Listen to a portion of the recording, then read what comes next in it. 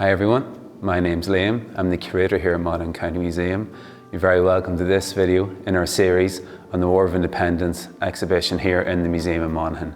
So today we're going to talk a little bit about some of the other key characters here in the exhibition around the story of IRA here in Monaghan, and one of the other key characters is Dan Hogan. Dan Hogan is one of those incredibly interesting characters. He's actually not from Monaghan, he's from Tipperary. He comes up from Tipperary in the early part of his life to work as a clerk in the Great Northern Railway in Clones, where he meets Owen O'Duffy. Owen O'Duffy, of course, becomes the head of the IRA Brigade in Monaghan. Dan Hogan, through his involvement in the GAA, becomes very friendly with Owen O'Duffy and eventually joins the IRA and becomes Owen O'Duffy's number 2 here in Monaghan. Now, Dan Hogan, his brother, is perhaps more synonymous with this period on a national stage. Michael Hogan, his younger brother, was playing for Tipperary in the infamous Bloody Sunday event in November of 1920, when a number of people were shot dead both in Croke Park and indeed around the city of Dublin. Indeed, Hogan's stand in Croke Park is named after him, so Dan was his older brother. Dan was a very effective leader, like Owen O'Duffy. Indeed, many of the men under his command likened him to Michael Collins. Now, many people would say that Bloody Sunday changed Dan, losing his brother that way.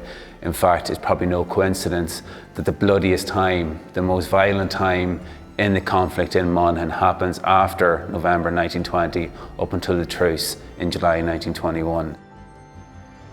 The image behind me of Dan Hogan sitting on a chair outside Lochbawn House in Monaghan is perhaps one of the most iconic images we have in the collection from this period. It's just after the truce in 1921, and he's sitting with what's known as a Tommy gun on his lap. Now, Tommy guns were not a typical weapon of the IRA during that period. In fact, the IRA struggled for weapons the whole way through this conflict. These guns were smuggled into the country and sent around the country for promotional shots such as this one. But it very much captures Dan's personality, who he was, steely-eyed, focused. Dan goes off to live in America with his family. One day in the late 1930s, he walks out the door of his family home and they never see him again. To this day, nobody knows what actually happened to Dan Hogan.